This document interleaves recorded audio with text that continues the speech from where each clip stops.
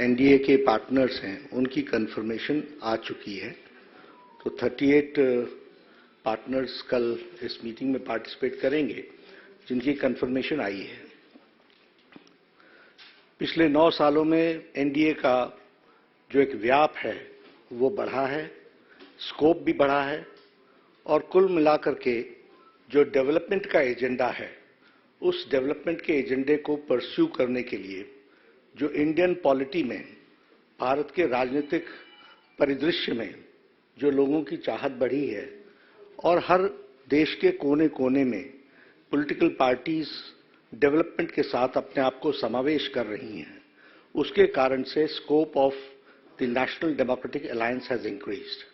और इसके साथ साथ जो स्कीम्स हैं, जो नीतियां हैं, जो प्रधानमंत्री मोदी जी के नेतृत्व में जो चल रही हैं, which is leading for the overall development of the country on all fronts, right from national security to international politics to the empowerment of the people, ये सब चीजों का एक असर पड़ा है और इसलिए एक एनडीए के प्रति एक उत्साह के वातावरण के साथ कार्य को आगे बढ़ाने में सब लोगों ने अपनी रुचि दिखाई है। दूसरा विषय है गुड गवर्नेंस का। प्रधानमंत्री मोदी जी के नेतृत्व में 9 साल के अंदर गुड गवर्नेंस के कार्य को और नीतियों को और स्कीम्स को और उसके टूल्स को वो कैसे बढ़े और कैसे हम गुड गवर्नेंस दे सकें, इसके बहुत ही सफल प्रयास हुए हैं और यह एक सतत प्रक्रिया है। It is a continuous process और कंटिन्यूअस प्रोसेस के साथ साथ गुड गवर्नेंस के का जिसे हम कहते हैं कि फिनिश्ड प्रोडक्ट और अच्छा कैसे हो सकता है और उसके लिए बेटरमेंट के लिए जो इंटरवेंशंस की जरूरत होती है, उसके प्रति एनडीए की गवर्नमेंट हमेशा सजग रही है। आज मैं आपके साथ ये शेयर कर सकता हूं कि डायरेक्ट बेनिफिट ट्रांसफर में 28 लाख करोड़ रुपए have been directly transferred to the beneficiaries right into their accounts, and still we are trying to see to it. We have been able to block check the leakage of 4 to 5 lakh crores जो leakage का scope था।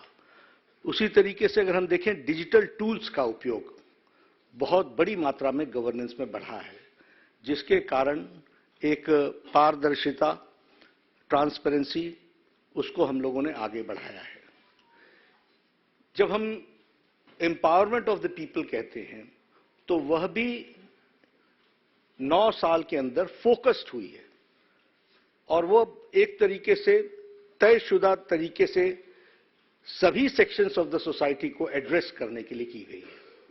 गांव, गरीब, वंचित, पीड़ित, शोषित, दलित, युवा, महिला, किसान, इन सब के प्रति स्कीम्स को फोकस किया गया है और फोकस करने के कारण इनके एम्पावरमेंट में हम लोगों को बहुत ही सफलता मिली है और इसके कारण भी एनडीए और एनडीए के घटक दलों में एक उत्साह, एक वातावरण देखने को मिलता है और तीव्र गति से आगे चलने की आकांक्षा को हम आगे बढ़ा रहे हैं। उसी तरीके से जीरो टॉलरेंस फॉर करप्शन और जीरो टॉलरेंस की दृष्टि से, जैसे मैंने कहा कि सतत गवर्नमेंट के अंदर भी टूल्स का उपयोग करना, थर्ड पार्टी सपोर्ट लेना और कोई भी किसी भी तरीके का करप्शन बर्दाश्त न होना, इस बात को भी हम आगे लेकर के चले। एक मैं आपसे जरूर कहना चाहूंगा कि पिछले 9 सालों में strong leadership of prime minister Modi, यह हम सब लोगों को देखने को मिली है, जिसको देश ने भी सराहा है और एक बहुत ही पॉजिटिव वातावरण बना है। एक साधारण भारतीय भी गौरवान्वित महसूस करता है जब वो देखता है, बेचारा पढ़ा लिखा भी कम है तब भी वो जानता है कि मोदी जी ने कोविड मैनेजमेंट में दुनिया में एक मिसाल पेश की है, जहां बड़े बड़े डेवलप्ड देश अपने आप को अनडिसाइसिवनेस के कारण, अनिर्णयता की स्थिति के कारण वह सफल नहीं हुए, वहीं प्रधानमंत्री मोदी जी के नेतृत्व में कोविड मैनेजमेंट में दुनिया में मिसाल दी है और मिसाल सिर्फ इसमें ही नहीं है कि आपने लॉकडाउन लगाया, सिर्फ इसमें ही नहीं है कि लॉकडाउन के दौरान देश को तैयार किया, सिर्फ इसमें ही नहीं है कि आपने वैक्सीन बना ली 9 महीने के अंदर, सिर्फ इसमें ही नहीं है कि वैक्सीन बना करके इसके साथ साथ 220 crore dose, double dose with booster दे करके देश को निजात दिलाया।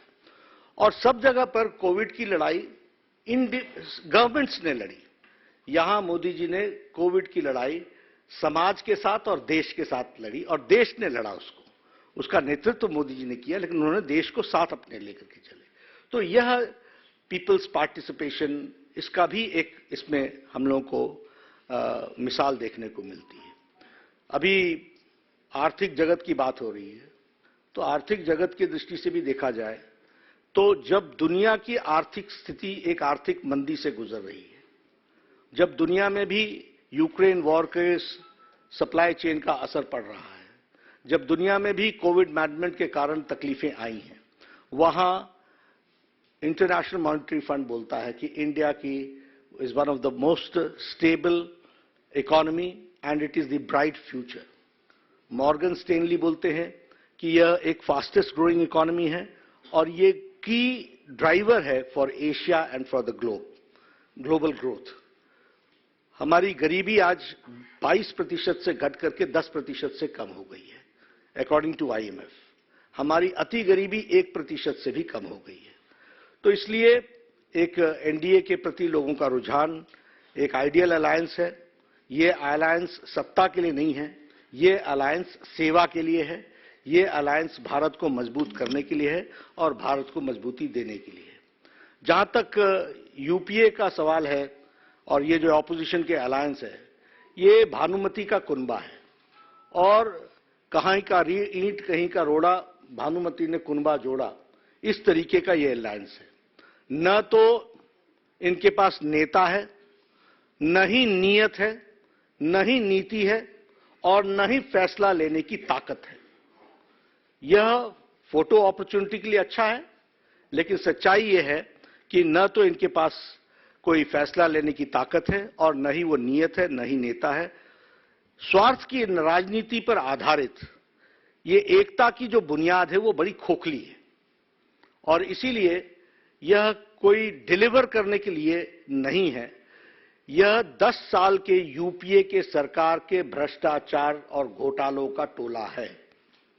10 years of non-governance, corrupt government, corruption, उसका ये टोला है और 20 लाख करोड़ रुपए के घोटाले को से बचने का और उस पर एक्शन न हो, उसके लिए यह एक जुड़ाव है, एक टोले का जुड़ाव है। इसको हमको स्पष्ट रूप में समझ लेना चाहिए, ये हमको ध्यान में रखना चाहिए।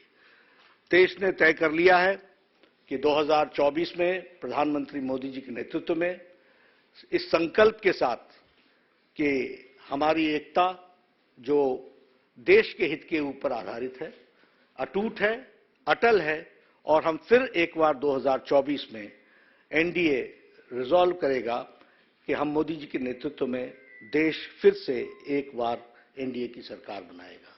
तो ये कल हमारी NDA की मीटिंग के एक तरीके का विचार है, उसको हम लोग आगे बढ़ाने वाले हैं। मैं अपनी बात यहीं समाप्त करता हूँ। मित्रों, बहुत सारे लोग देख रहा हूँ, मैं सवाल पूछना चाहते हैं। हम कोशिश करेंगे कुछ सवालों को ले पाने की। विकास भदौरिया। जी, मेरा सवाल ये है, आपने कहा कि NDA पिछले 9 साल में और व्यापक हुआ है, लेकिन कुछ दल छोड़ के भी गए। क्या ऐसे दलों से बातचीत चल रही है? कई एक दल तो वापस आए हैं, खासतौर पर पंजाब का अकाली दल और पश्चिमी उत्तर प्रदेश से आने वाले RND, क्या इनसे भी कोई बातचीत चल रही है? इनमें से कोई शामिल हो रहा है कल की बैठक? देखिए, कल की बैठक में कौन लोग शामिल होंगे ये आपको कल पता, तस्वीर सामने हो जाएगी। लेकिन एक बात आप ध्यान में रखिए, हमने पहले भी कहा, NDA का एजेंडा स्पष्ट है, देश सेवा के लिए सबको साथ लेकर के चलना। हमने किसी को कभी भी किसी मोड़ पर नहीं छोड़ा है। हमें छोड़ के जाने वालों के बावजूद भी हमारी बातचीत, हमारा व्यवहार, हमारा आचरण हमेशा दोस्ताना रहा है।